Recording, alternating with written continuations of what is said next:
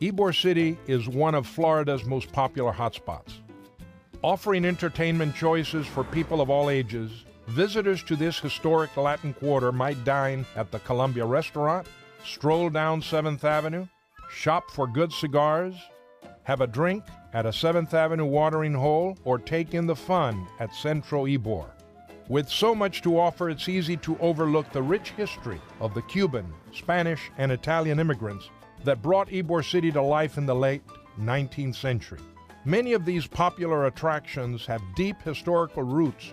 The famous El Pasaje Hotel at the corner of 8th Avenue and 14th Street once hosted a number of famous visitors, including Winston Churchill.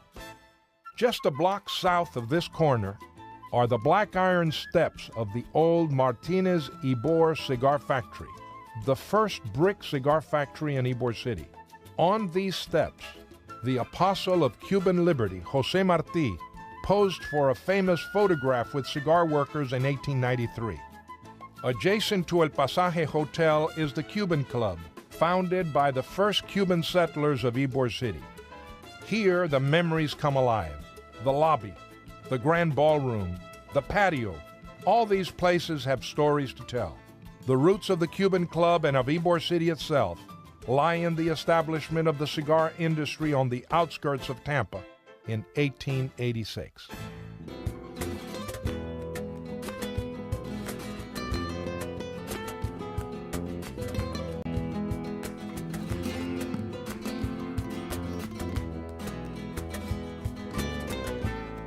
Now we're going to take you on a tour of Ybor City and everything great we have to offer.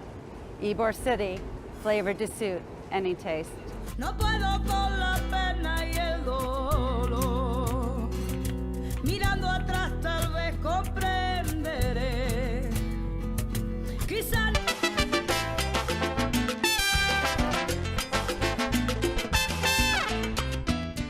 We're in the main tasting area, and as you can see, it is very intense. They are taking this very seriously. I mean, as you can tell, they are all so delicious. So delicious that I'm gonna have to sneak a bite.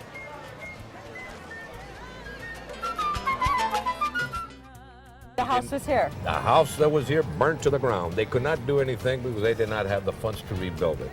So what she did, the second best thing, was donate the property to Cuba. That's how this became Cuban soil. And it's still Cuban soil. Yes, ma'am, it is. And what really made you decide to move to Ybor City? Well, I originally lived in Seminole Heights, and I love Seminole Heights, but I wanted something with a little more life to it, a little more history, a little more character, and Ybor City definitely offers that.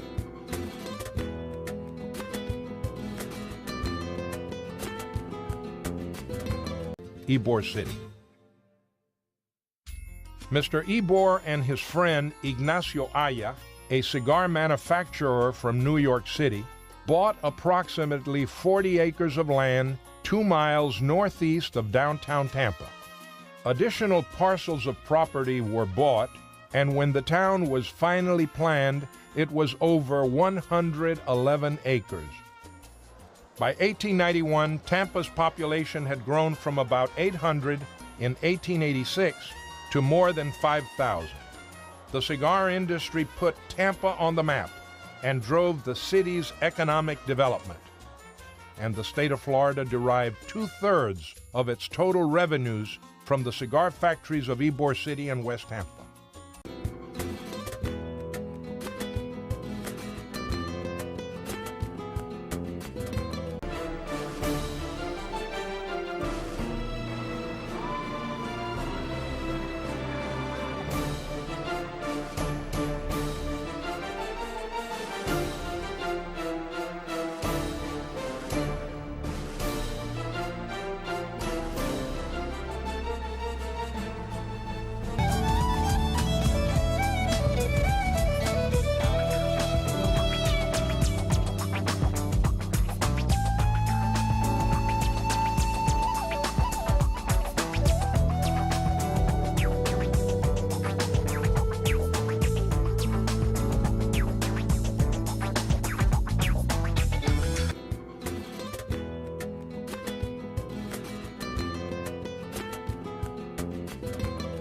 By 1895, the Cubans of Ybor City and West Tampa had organized a total of 42 patriotic clubs affiliated with the Cuban Revolutionary Party.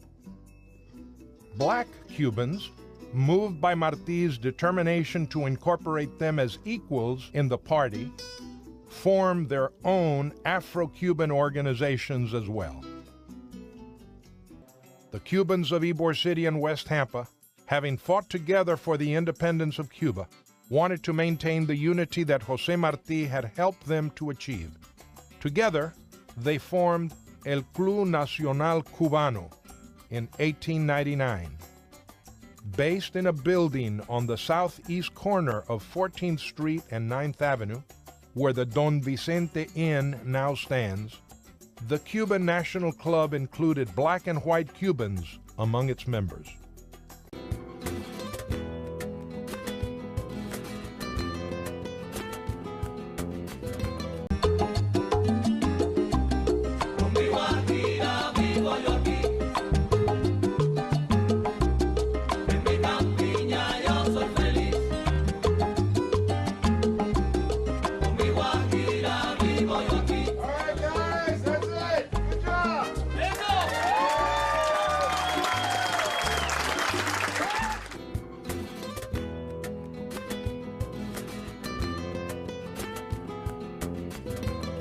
On May 20, 1902, the 3.5-year military occupation of Cuba by U.S. military forces came to an end.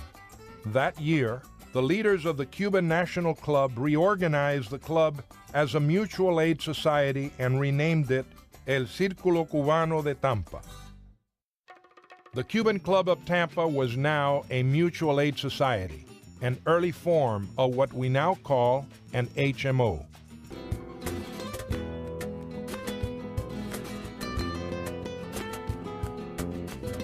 And the fact is, all these immigrants came here from rags to riches, and they worked that hard, no handout, no welfare. They all pulled their own, and that's why I'm so proud of my ancestors who did all this. Couldn't even speak the language, but they managed somehow to elevate themselves to what you can see here at the cemetery. And I think it's important, I've heard you give guided tours to the cemetery before, how sometimes people that live next door to each other in the streets of Ybor City were also buried next to each other here. Yes, that's true.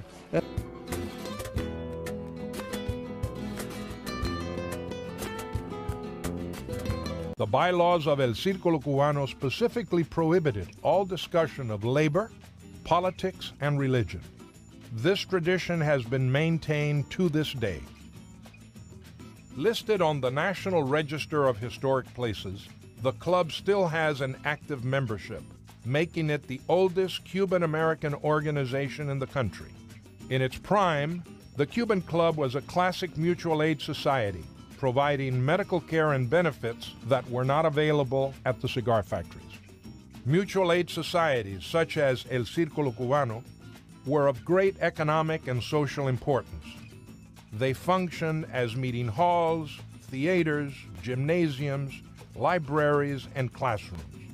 They offered cradle-to-grave coverage for their members and made it possible for the foreign immigrants to settle in an inhospitable climate and raise their families.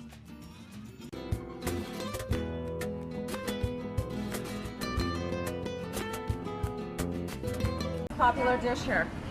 The one I'm showing you now. So the chicken And then you Rhodes. put the sauce on top.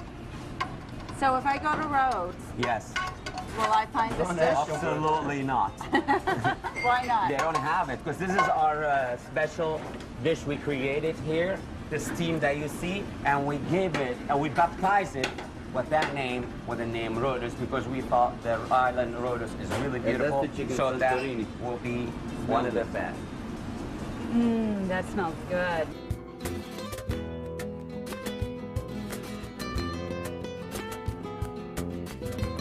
The monuments they built in Ybor City, the Cuban Club, the Italian Club, the Centro Español, and the Centro Asturiano, are as much a tribute to their countries and culture of origin as to the city, state, and country that received them.